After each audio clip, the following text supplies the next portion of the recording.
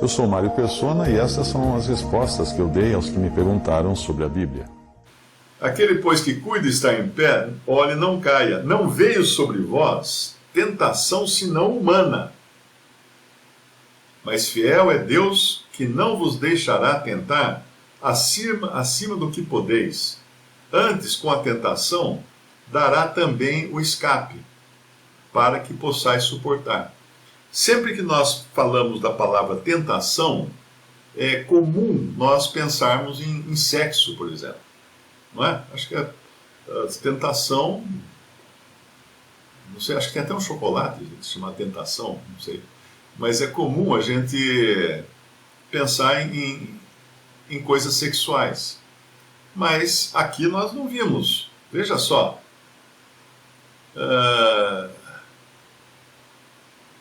No versículo 6, para que não cobicemos as coisas más como eles cobiçaram. O que eles cobiçaram? Não vos façais, pois, idólatras. A idolatria pode vir como uma tentação, mas como que veio para eles?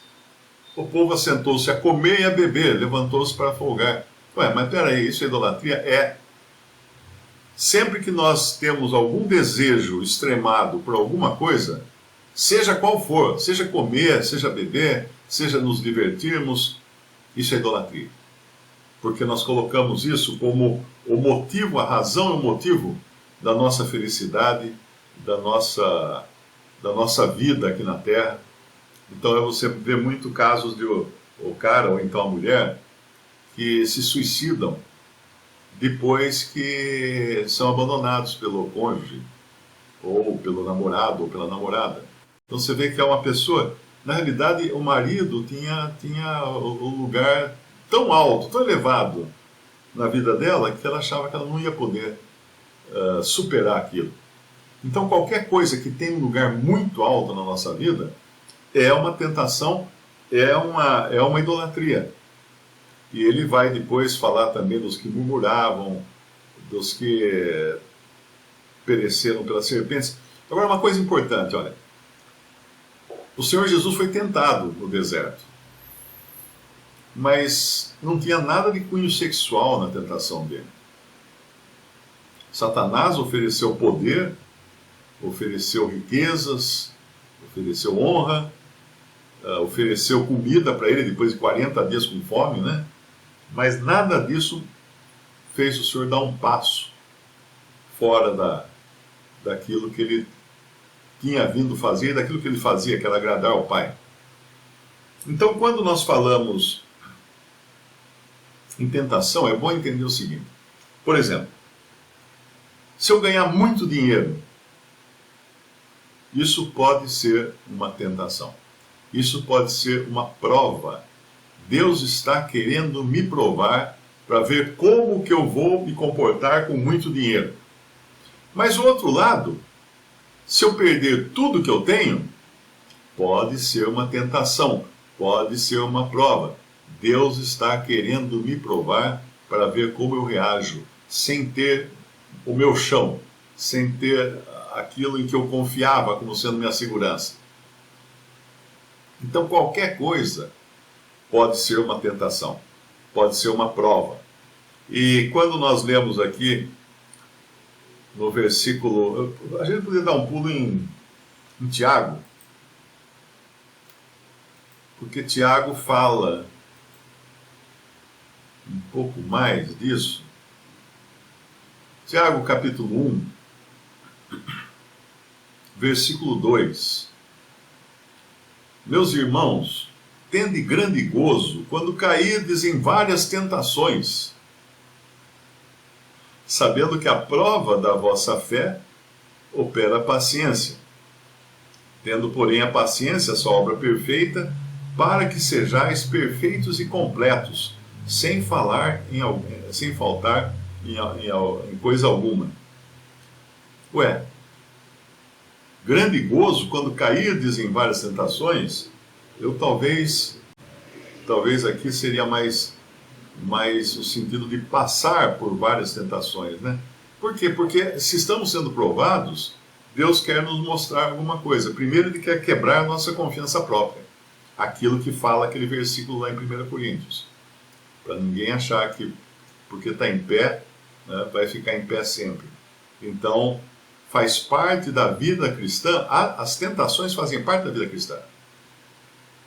O próprio Senhor foi tentado. Todos os discípulos foram tentados. Provados, né, também, nesse sentido de provados. Como Paulo chega um momento, ele fala assim, eu sei estar contente em qualquer situação. Filipenses 4.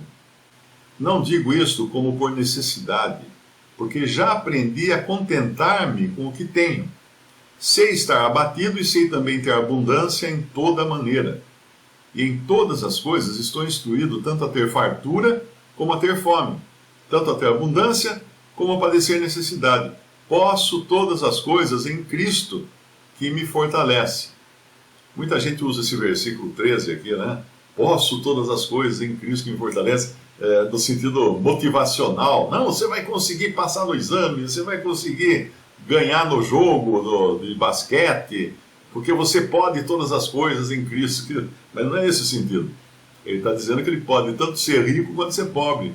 Não importa, se é isso que o Senhor permite na vida dele. Mas voltando lá a Tiago, então, 12.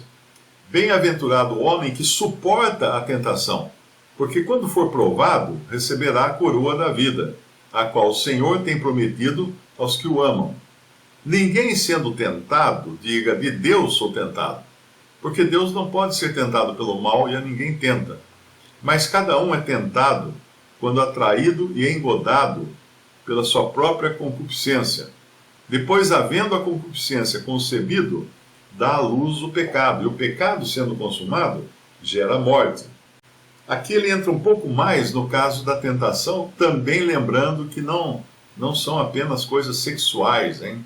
Você pode ser tentado no seu emprego a aceitar um cargo que você sabe que vai ter que mentir se você estiver naquele cargo. Você sabe que vai ter que fazer coisas erradas naquele cargo. A tentação, na realidade, não é fazer ou não coisa errada. A tentação está sendo em aceitar ou não aquele cargo que pode levar você a ter que desobedecer a Deus. Sempre lembrando que a tentação não é sempre questão de... O pecado, né, ligado à tentação, não é sempre questão de não fazer certas coisas. Vou dar um exemplo melhor. Eu tenho um cachorro, e esse cachorro pega um osso lá na rua e traz para casa esse osso e fica lá roendo esse osso. Eu não quero que esse cachorro fique roendo o osso. O osso pode estar contaminado, o osso pode dar verme nele, o osso pode ter um monte de problema. Eu não sei de onde veio esse osso, de onde ele arrumou esse osso. Como é que eu vou tirar esse osso do meu cachorro? Se eu for tentar tirar, ele vai me morder. Porque ele está se refestelando com aquele osso que não tem carne nenhuma, é só osso. Né? Então o que eu faço? Eu vou no açougue, compro um belo naco de carne e trago para ele, ó. O Lulu, tá aqui, ó. Mostra o que ele faz, ele larga o osso. Ele larga o osso. Então, a questão de se libertar das tentações, ou das coisas que se nos apresentam como sendo oportunidades, é ter sempre algo melhor para nos ocuparmos. E que algo melhor nós temos? Cristo. Cristo. Então, se eu estou apaixonado, morrer de paixão por alguém, e eu já estou me deixando levar. E veja que aqui, ele faz todo o processo de uma gravidez, hein? No versículo 15 de Tiago 1, depois, havendo a concupiscência, bom, começa pelo engano, né? Mas cada um é tentado, e quando atraído e engodado ou enganado pela sua própria concupiscência. O que é concupiscência? Desejo ardente por algo que você tem, que acha que não vai poder ser feliz sem aquilo. Depois de ser enganado pela sua própria concupiscência, havendo a concupiscência concebido, concepção, gravidez aqui, ó. Ficou grávida. A concupiscência ficou grávida, cresceu, ficou volumosa agora. Aquilo que talvez no começo fosse pequeno, você foi alimentando, ficou grande. 9 meses depois, havendo a concupiscência concebido, dá à luz o pecado. O pecado é o filho da concupiscência. É o filho. A concupiscência em si, ela ainda não prejudica você, porque você está só sendo atraído, né, e alimentando essa concupiscência. Nesse processo, você se engana a si mesmo, que é o versículo 14. Quando atraído e engodado ou enganado pela sua própria concupiscência. O que é isso? Isso é aí aquele cara que chega para você e fala assim, ó, negócio bom aí, rapaz. Negócio bom. Não é assim, não é totalmente legal, mas é bom. É bom. Vai dar um bom dinheiro e tal. Não é que é ilegal, não é ilegal. É ilegal, mas não é ilegal. Parece que a pessoa, mudando o tom de voz, ela transforma alguma coisa ilegal em legal, né? Então, isso aí é quando vem... aí você, o que você faz? Você começa a raciocinar, fala assim, todo mundo faz. Isso aí, isso é normal, todo mundo faz, todo mundo está acostumado com isso. Por que não, né? Agora, pegue isso para qualquer situação. Ou pode ser o cara propondo um negócio para você, pode ser uma mulher que pinta na sua área e dá bola para você, ou um homem, né, também, vamos aqui ser justos com homens e mulheres, né? Pode ser aquela comida que você sabe que vai fazer mal para você, aquele doce que você sabe que vai atacar a sua glicose, vai estourar lá no teto. Pode ser qualquer coisa, E quando você tem essa concupiscência, você é enganado por ela. Por quê? Porque você começa a contar mentiras para si mesmo. Mas esse negócio, todo mundo faz. Todo mundo faz. A vaga de deficiente, todo mundo estaciona. É só 5 minutinhos. Que mal há, né? Eu só vou fazer uma vez. Percebeu? Você começa a contar mentira. Você conta mentira para si mesmo. E acredita nas mentiras. Ninguém vai saber. Ninguém vai saber. Vai ficar só entre nós. Tem muito disso. Em empresa, também no emprego tem isso. Nos relacionamentos tem isso. Quando pintam uma oportunidade lá com uma garota super bonita, ou um garoto super bonito, e você fala assim, não, mas vai ser só essa vez, eu não vou estar traindo o meu cônjuge, mas é só uma escapadinha. Você fica contando as mentiras para você, e você conta tanta mentira para você, e você é a pessoa mais confiável que você tem, então você acredita em você mesmo, e aí dá luz. Dá luz, sendo concebido o pecado, dá luz o pecado. A concupiscência, né? Havendo a concupiscência concebido, dá luz o pecado. E o pecado sendo consumado gera morte. Porque o pecado nunca vai trazer nada de bom. Sempre vai ficar com gosto amargo. Sempre vai ficar com gosto de cabo de guarda-chuva no final da história. Porque não vai trazer nada de bom. Então, o que eu preciso para ter? Eu posso adotar aquela posição legalista, né? Eu não faço isso. Eu não faço isso. Não, eu não. Não. Claro que também é correto no sentido de fugirmos do pecado. Devemos fugir do pecado como fugiu José da mulher de Potifar, quando ela quis agarrar José, ela quis pegar José e dormir com ele, segurando as roupas dele. O que ele fez? Largou as roupas e deu no pé. Ele sabia que ia sofrer consequências daquilo. Como sofreu? Foi para a cadeia. Por uma denúncia falsa da mulher, né? Ela disse que ele que quis agarrá-la. Mas veja que ele, pelo menos, não traiu a sua consciência e não traiu o Senhor.